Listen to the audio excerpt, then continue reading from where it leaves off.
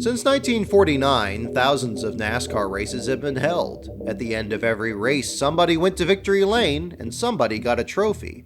But as far as the record books are concerned, there's one single race that wasn't won by anyone. That one race from August 1971 has no winner, and it could tip the balance of one of racing's biggest rivalries.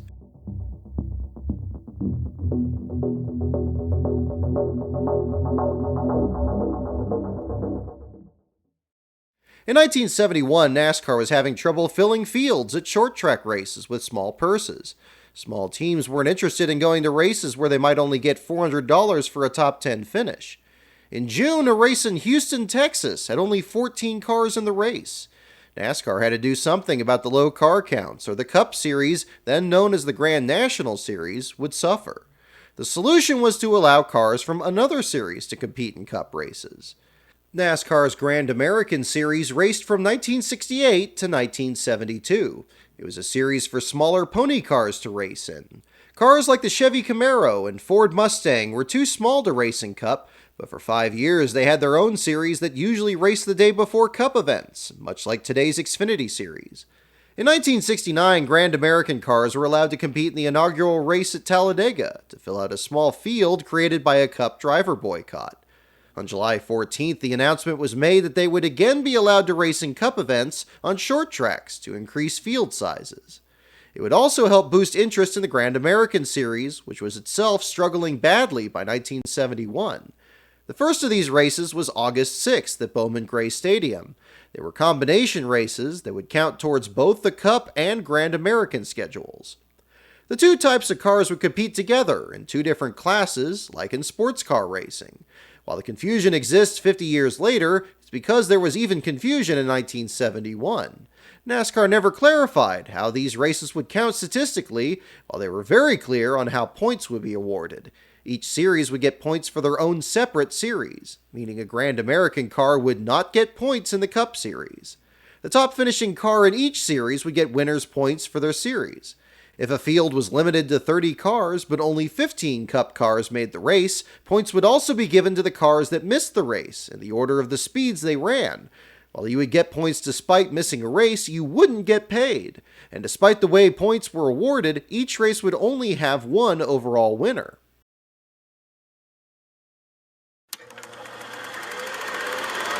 Combination races in NASCAR weren't new. They would be done again. In the 1950s, NASCAR held races where the Cup Series and Convertible Series raced together. When a convertible won, as Bob Welborn did at Martinsville in 1957, the win counted as a Cup win and a convertible win. In the 1990s, the Busch Series held combination races with the Busch North Series. When a Busch North car won, as Ricky Craven did twice in 1991, the win counted in both series. While they were the lesser series, the Grand American cars had huge advantages on short tracks. They had less horsepower than Cup cars, but were 800 pounds lighter. They would have less tire wear and better fuel mileage. At this moment in 1971, the Cup drivers were livid that these Grand American cars would be allowed on track with them.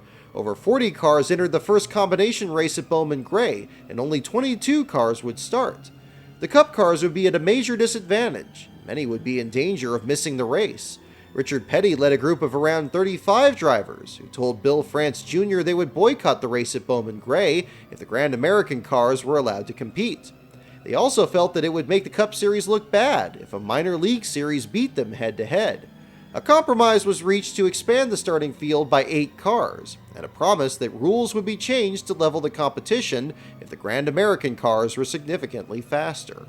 The Cup drivers stuck together as a group that saw these Grand American cars invading their races. There was only one driver that broke from the pack. By August of 1971, Bobby Allison won 5 Cup races that year, including the previously mentioned Houston race that only had 14 cars. But Bobby looked at the Grand American cars as an opportunity.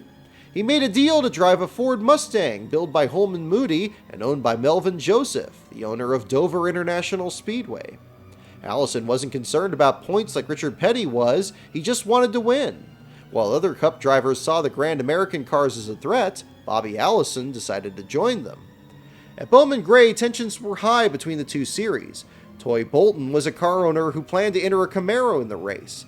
He withdrew the entry after he got a phone call from 3 unnamed Cup drivers threatening to wreck his car.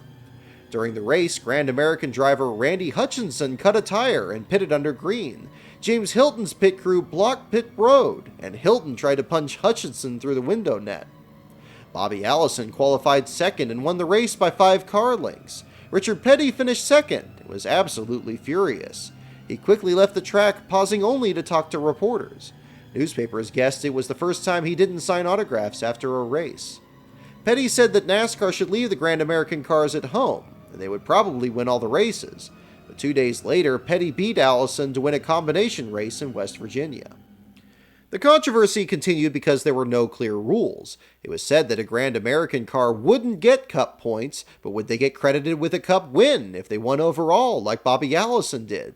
These were Cup races, with another series invited to join. If Allison didn't get credit for winning the race, theoretically this was a Cup race that wasn't won by anyone. Richard Petty finished second at Bowman Gray. He received the winner's points for the Cup Series, but that doesn't mean that he has 201 Cup wins. Later in 1971, Tiny Lund won 2 of the combination races using a Camaro. The wins came at Hickory and North Wilkesboro. 3 out of the 6 combination races were won by Grand American cars. But by the end of the year, NASCAR made it clear that neither Allison's nor Lund's wins would count as Cup victories, which would mean that there were 3 Cup races that had no winner. At the end of 1971, small-paying short-track races were dropped from the schedule, and it was easier for Cup drivers to enter all the races. The field sizes went back up, and there were no more combination races. The Grand American Series ended after 1972. At the time of his death in 1975, Tiny Lund was credited with winning only 3 Cup races, his 2 combination wins excluded. When Bobby Allison's career ended, he was credited with 84 Cup wins, the 3rd most of all time. But that number was ironic, because it was later tied by a man Bobby disliked more than anyone else. That win total became another chapter in a rivalry that was one of NASCAR's strongest and most explosive. 84 wins was the same number Darrell Waltrip had. Darrell Waltrip is your winner. 2nd place, Bobby Allison. When Darrell Waltrip started his racing career, he drove a sportsman car previously raced by Bobby Allison. They were friends in the early 70s, but later became bitter rivals in the Cup Series. In 1981 and 1982, Allison finished second in points behind Waltrip before finally winning his first championship in 1983. In individual races, Allison finished second to Waltrip 13 times. But in a 1997 Sports Illustrated article, Bobby claimed Darrell would have no wins if he only drove legal cars. He claimed Darrell raced cars with big engines, wrong tires, and big fuel cells, saying that NASCAR let him get away with murder because he was driving for Junior Johnson. Waltrip's relationship with the Allison family extended to Bobby's son Davey. In 1992, Davey Allison was injured when he made contact with Waltrip at Pocono. Bobby thought it was intentional. I don't think that he started the lap saying, boy, I'm going to wreck old Davey. And I don't think that he went into the tunnel turn saying, I'm going to wreck old Davey. And I don't think that he went across behind Davey saying, I'm going to wreck old Davey. But as the thing developed, I think he said, sure won't hurt to send him out for a little wild ride. The crash likely cost Davey the 1992 Cup Series championship. After Davey's death in 1993, Bobby still held harsh feelings for Darrell, saying, quote, "My religion teaches me that I have to forgive everyone of everything, but no one can convince me I need to forgive Darrell Waltrip. I may end up down there shoveling coal with a little red guy, but I'm going to tell you something. I still have forgiven Darrell Waltrip only 3/4. Waltrip and Allison both are credited with 84 wins, but Bobby never forgot that race in 1971, the one that the stats say nobody won. But then the stats changed in 2004. Suddenly, in NASCAR's annual media book, an update was made. Bobby now had sole possession of 3rd on the all-time win list. Allison got his 85th win. And then he lost it again.